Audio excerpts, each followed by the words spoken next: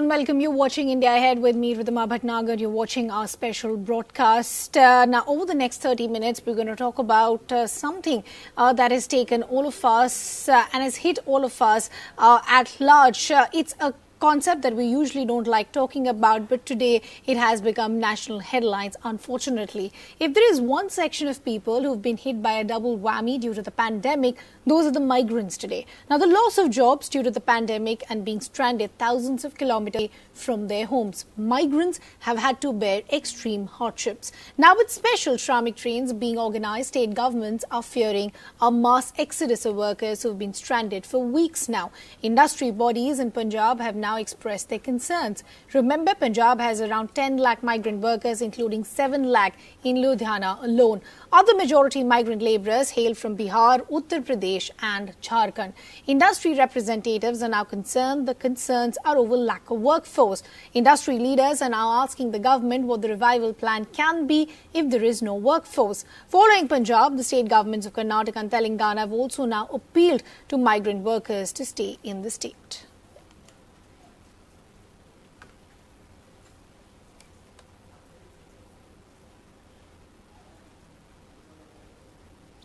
So before I get to my panel and our reporters who are standing by, let's quickly take you through a graphic presentation to understand what the situation of migrant workers in the country are today. Thousands of them have walked barefoot. Some of them have walked from their places where they were working to their homes.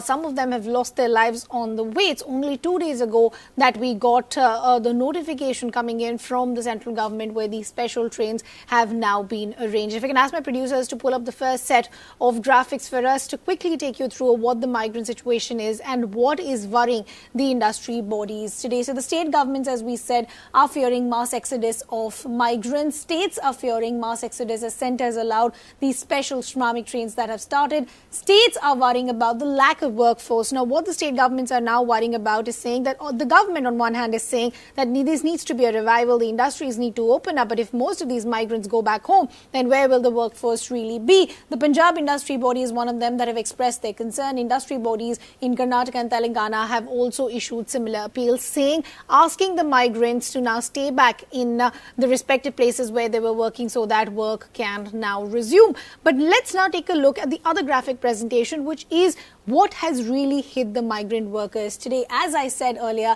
that the migrant workers today have been hit by a double whammy. Thousands of migrant workers have been stranded across the country. As per a report, only 6% have received full wages till April 26. So you're stranded, you have no wages. What do you do then? If you go back now with these special trains that have been arranged, you're either way out of work. You don't know when you will come back. 78% labourers have not been paid. Self-employed workers earned nothing in the first month of lockdown. This section includes people like your rickshaw pullers who've been completely out of work after the lockdown was announced. They said that they've, in the first month of the lockdown, have not earned anything. So the question that then we're asking now is, are the state bodies justified in what they're asking? They're asking the migrant workers to stay back in their work locations, or should they actually be going back? Because if you're asking for a restarting of the economy, then where does the workforce come from? The other aspect of it is, now that we've understood the importance of this workforce, can the migrant workers really demand better wages for the work that they really do?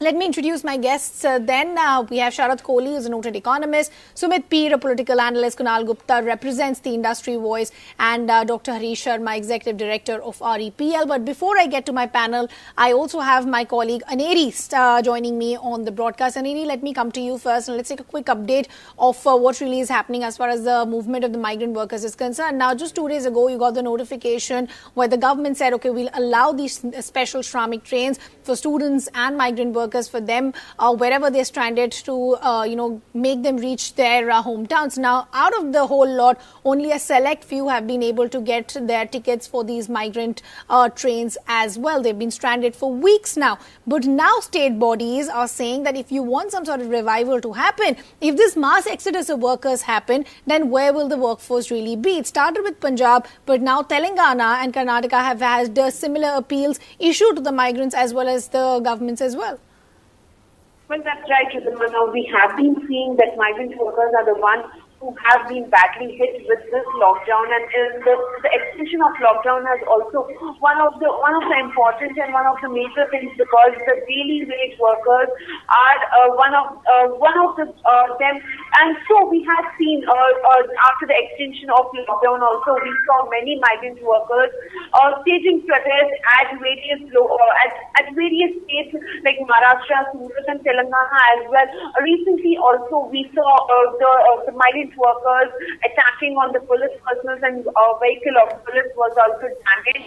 Today as well, once again we saw the migrant workers staging protests, insisting the police officers to let them go back to their states, to their native place after the lockdown has been extended for 2 more weeks, because now these daily wage workers, the migrant workers who have been staying here since a long time. But now earlier also, as we see, the government of Telangana had very clearly given out a statement that you do not need to worry about anything. All the facilities will be provided. Shelter homes were given to the migrant workers, and also we saw that the Chief Minister himself had announced that 500 rupees per person per family will be given out to them.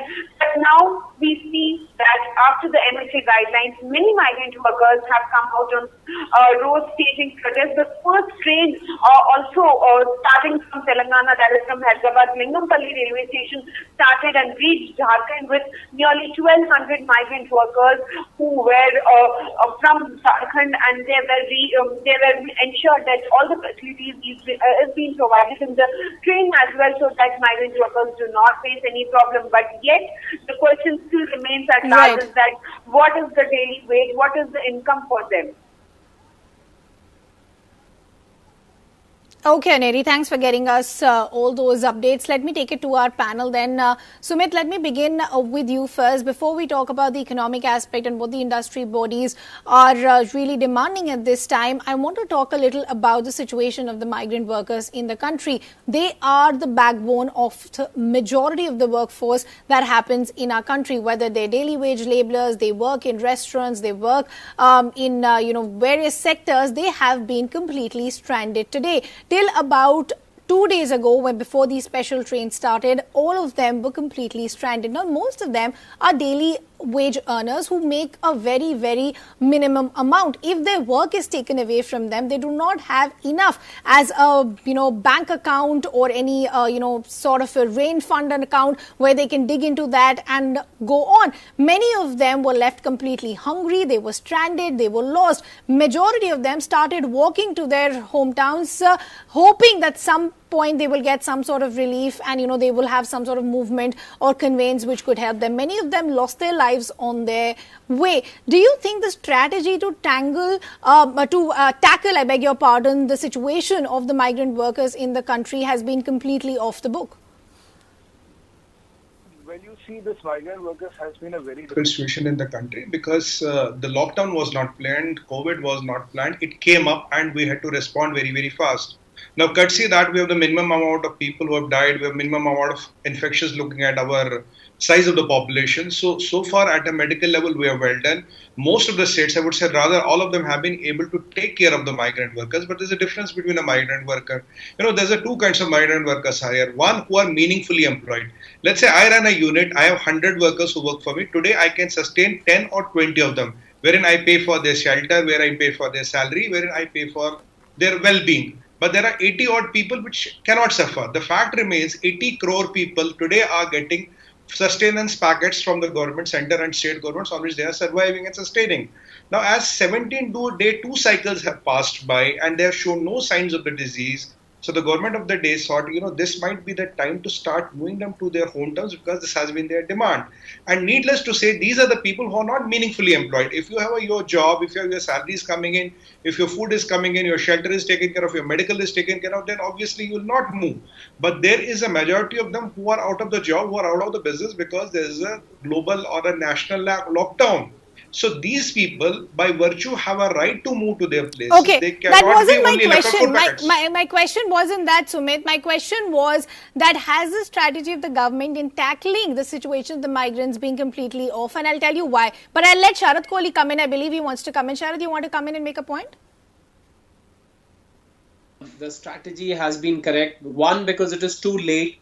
if this was done in the beginning, when the lockdown was done, these people have been trying to go back since then. So if they were moved at that time, then now because the economic activity is about to start, we are gradually opening up. They could have been brought back at this point. They could have been brought. But there is another school of thought.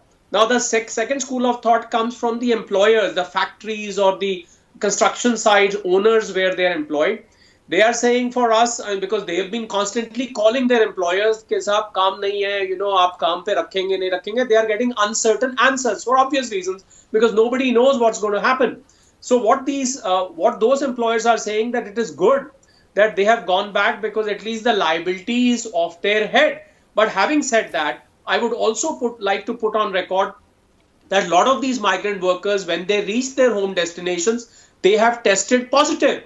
So therefore, this means that they were asymptomatic or symptomatic. They were carrying the disease with them, and now they have carried the disease to their villages. So either they'll be quarantined somewhere near the village. I don't know where. Exactly my point. Sharad, you make a very valid point. Exactly my point. The problem here is twofold. One is the health risks that they're carrying when they travel back to their villages because they haven't been tested. The other is the strategy in which they were tackled has completely gone wrong. In lockdown 1 itself, if we made enough shelter homes or some stopgap, places where these migrant workers could have been shifted, so when the revival happened or when the easing of restrictions happened, we could have just got them back. Now it's a completely scattered picture because now what has happened, a chunk of them have already traveled back to their homes. The other chunk is now saying we don't know what our future is going to be here in the workplaces. We also might as well go, and that has got the industry bodies now worried, saying that if this mass exodus happens, and where is the workforce going to come from? Exactly. And as I said, some employers are fine. They said it's okay because the liability is off their head. See, what was the reason? If we go into the mindset, one is a psychiatric reason because they were homesick. They were constantly getting calls from their relatives in the village कि आप यहाँ आ जाओ, वहाँ क्या करोगे, बीमारी फैल गया. Main thing was that they had lost their livelihood. I think livelihood was the main thing. Because they were unsure, they were insecure, they had run out of their savings, they had run out of their ration, they had run out of food, and they were scared, and there was an atmosphere of insecurity created. And there was a bit of a herd mentality also, because some of them were fine, but when they saw that all their peers are going back, everybody joined the gang. So it was like a herd mentality.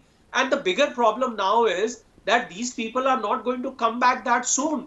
So where are you going to get the workforce from? Because now, if they go back now, I can bet you, even if the establishments resume, they are not coming back anytime soon. So the million-dollar question is, how will these establishments resume the work? There is no alternate workforce in this country. I don't think exactly the question that we're debating. Let me get in Kunal as well. Kunal, on one hand, we're seeing these easing of restrictions come in. The idea for the easing of restrictions is that the economy has to open up because there is no business. The businesses have gone completely shut. Where is the money going to come from? More people are going to lose their lives with the hunger because of lack of jobs rather than the pandemic. And now that is why these industry bodies are now realizing the importance of these workforce laborers and saying that they shouldn't leave their workplaces because businesses are still opening up. But if you look at the report that I put out when I started my show, most of them haven't been even being paid in the last month where they work. So even the employers don't have enough bandwidth to have paid them. So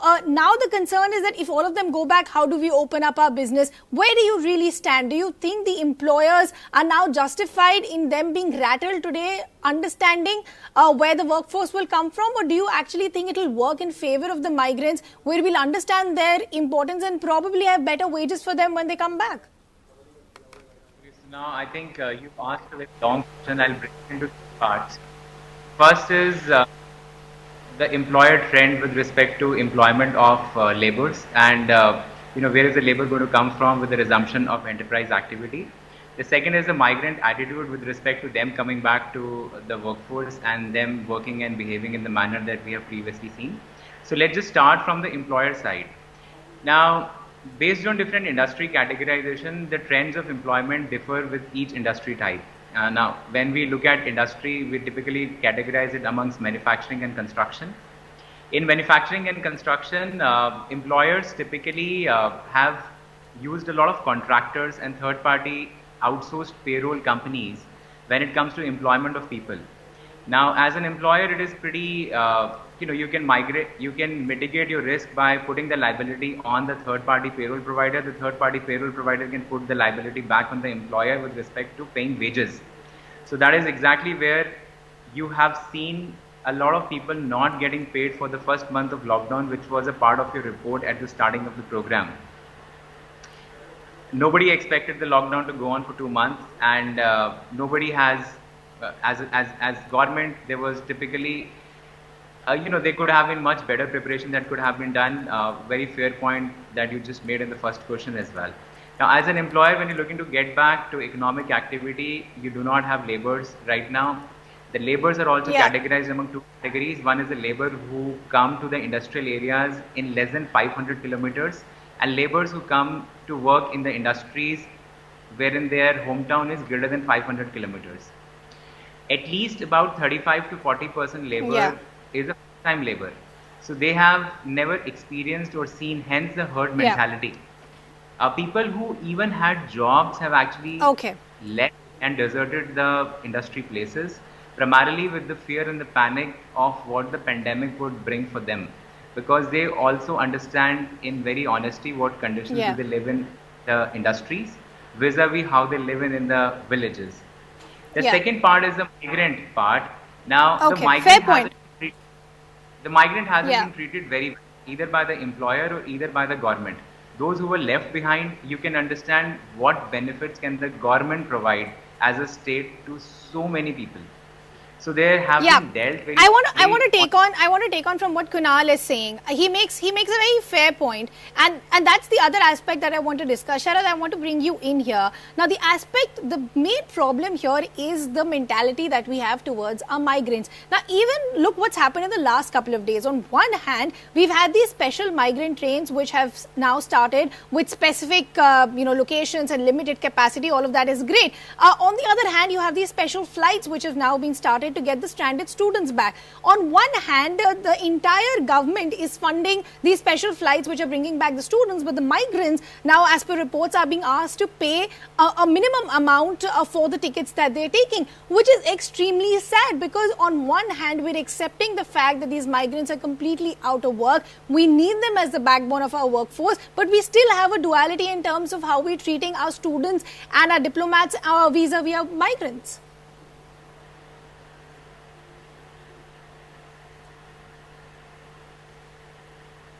Because of the numbers, because the total amount of unorganized labor in our country is 80% of the total workforce. The total workforce is 50 crores, and about 40 crores belong to the unorganized sector. In Punjab itself, there are about 1 million migrant workers and 7 lakh in Ludhiana itself, if I have the numbers correct. They are in Ludhiana. So I think maybe the numbers are because these people are poor, they don't understand when you make them pay, they will pay. So I think, this is totally wrong. See, what made them, there was one more aspect I missed out earlier. If the economic stimulus package had come on time, if it was announced, let's say 2 or 3 weeks before, a major stimulus package, where all these MSMEs would have known that how much are they getting, what support are they getting from the government, and they could have held on to these people, like what has happened in UK. In UK, the government is paying 80% salary of all your employees for the next 3 months. Only 20% is the load on the company.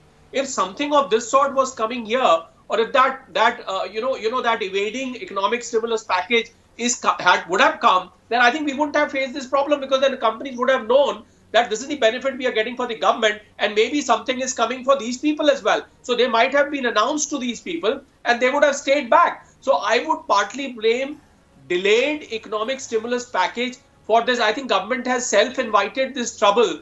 They are going to announce without a doubt. We all know that it's going to come any time.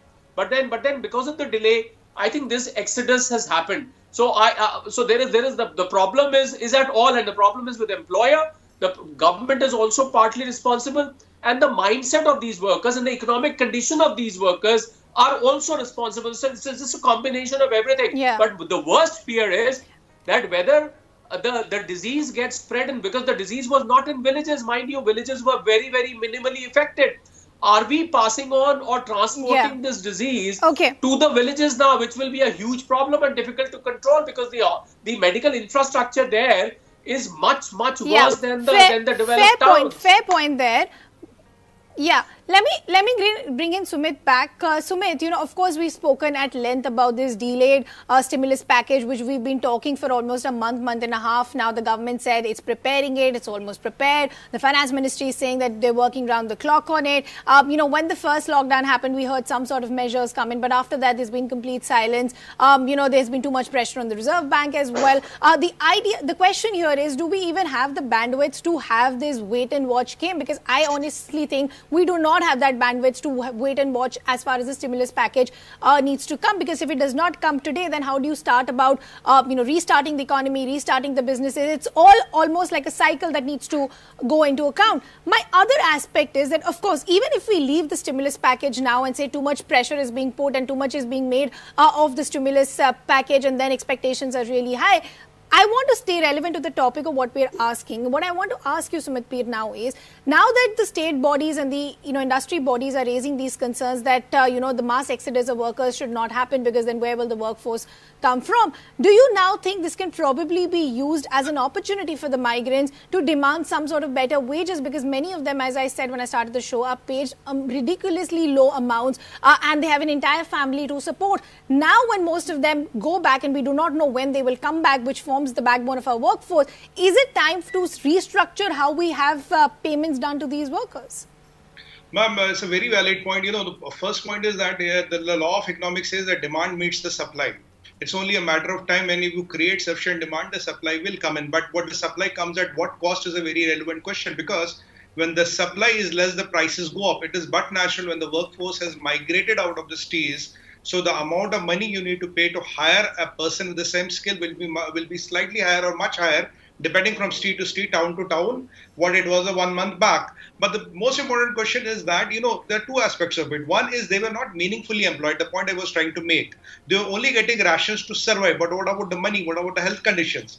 Point number two, ma'am, they are all adults. They have a democratic right. If they want to go to a village to see a wife, to see their kids, to see their ailing parents or normal parents or old parents. So by which virtue, which law can the government of India stop them? Only you can stop them to some extent when you make sure the disease does not transmit. I completely don't agree, Sumit. Sumit, they did not want to go. They were stranded. That's what I'm trying to tell you. You have taken them out of work. They're staying months away from their families, thousands of kilometers away from their families. They're out of work. They're left on the road. Many of them have biscuits and waters to survive for days. Where do they go then? They do not have a shelter home to go. They do not have their houses to go. Of course, they that's exactly the point I was trying to make. Stranded. Because somewhere down the line, they are voting citizens. You cannot keep them in one place. If they want to go to their place, when it is medically viable, you have to allow them to go. How can you say, "Aap yahan baithe rahiye," for another 1 month? Today, medically, ICMR has said they can go. Most of them are tested. State government is paying for the fares. When they land there, they are again tested. The doubtful cases are put on quarantine. And ma'am, 2 17-day cycles have happened. That means, as per the medical logic, if somebody has a disease, from the time you show symptoms and the time one person dies, it is 70 days. When 2 17-day cycles have passed by, 99.9% people don't have symptoms and they don't have virus. If they had virus, they would have not be surviving by this time. They are getting food, but they are not getting meaningful employment. They are not getting money. But they have a right to go back. If I am a worker, I want to go back to my village to see my father, my wife, or my kids. How can you stop me? Okay, fair enough. The question now is, I'm running out of time. The question now is, now what happens? Most of them have gone back. The others are on their verge to go back. And we're also talking about restarting. Kunal, how do you see this entire problem? Do you think there is going to be a huge lag in terms of the workers, and it's going to be extremely difficult for the employers to restart their businesses because of the sheer lack of workforce?